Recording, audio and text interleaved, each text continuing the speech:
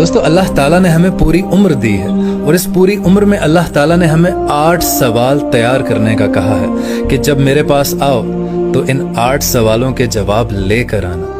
3 سوال قبر میں پوچھے جائیں گے اور 5 سوال حشر کے میدان میں پوچھے جائیں گے۔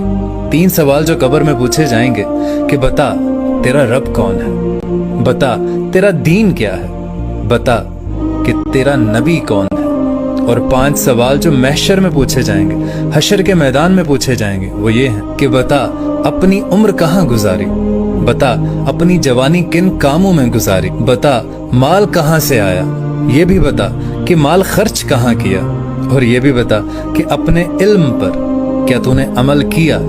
یہ 8 سوال ہیں۔ ان 8 سوالوں کا کوشش کیجئے کہ پوری عمر میں ان کے جوابات لے کر جائیں۔ مجھے ایک بات سمجھ نہیں آتی کہ ایک چیز ہمارے سامنے ہوتی ہے، ہم اس کو پڑھ بھی سکتے ہیں اور وہ قرآن پاک میں ہے، لیکن ہم اس پہ یقین نہیں رکھتے ہیں۔ اللہ نے قرآن میں فرمایا ہے کہ تم مجھے ویسا ہی پاؤ گے جیسا تم میرا گمان رکھتے ہو۔ اور کیا آپ کو پتہ ہے کہ جب موسیٰ علیہ السلام کے پیچھے فوج لگی ہوئی تھی تب اللہ نے کیوں سمندر کو 2 حصوں میں بانٹ دیا تھا؟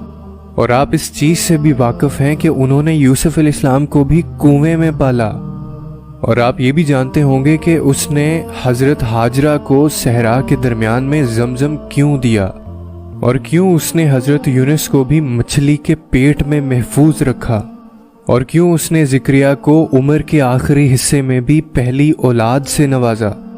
یہ ساری چیزیں جو میں نے تمہیں بتائی ہیں، ان سب میں ایک چیز کامن تھی، اور پتہ ہے وہ کیا تھا؟ وہ تھا ان سب کا شکر ادا کریں کہ اللہ ہم جہاں پر ہیں کروڑوں لوگ تو ہم سے نیچے ہیں، کروڑوں لوگ تو ابھی بھی سڑکوں پر سو رہے ہیں، کوڑے کرکٹ میں رزق تلاش کر رہے ہیں، ہسپتالوں میں موت کا انتظار کر رہے ہیں۔ کیا یہ خدا کا شکر نہیں کہ اللہ تبارک و تعالیٰ نے بہترین زندگی دی، صحت دی، چھت دی، 2 وقت کا کھانا جا کے بس اتنا پوچھ لینا قبر میں میرے بندے سے کہ وہ مجھے جانتا ہے نا، اس کا پردہ نہ کھولنا، تم نہ حساب کتاب پوچھنا، اتنا پوچھ لینا مجھے اور میرے نبی کو جانتا ہے۔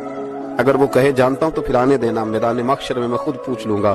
اور مسلم شریف کی حدیث ہے، میرے رسول پاک علیہ السلام فرماتے ہیں اللہ اپنے بندے پر اپنی رحمت کی چادر ڈال کے پوچھے گا، لوگوں سے چھپا کے پوچھے گا، یہ گناہ کیا تھا اللہ میں بھول گیا تھا، یہ والی غلطی کی تھی اللہ میں بھول گیا تھا، یہ بھی تیرا ہی گناہ ہے اللہ میں بھول گیا تھا۔ حضور فرماتے ہیں رب فرمائے گا دنیا میں نے تیری پردہ پوشی کی تھی، جا آج میں نے تیرے گناہوں کو معاف کر دیا۔ پڑتا ہے اللہ تعالیٰ اس کے چہرے کو حسن عطا فرماتا ہے، وہ چاہے حبشہ کا حبشی ہی کیوں نہ ہو، اس کے چہرے پہ کشش پیدا کی جاتی ہے۔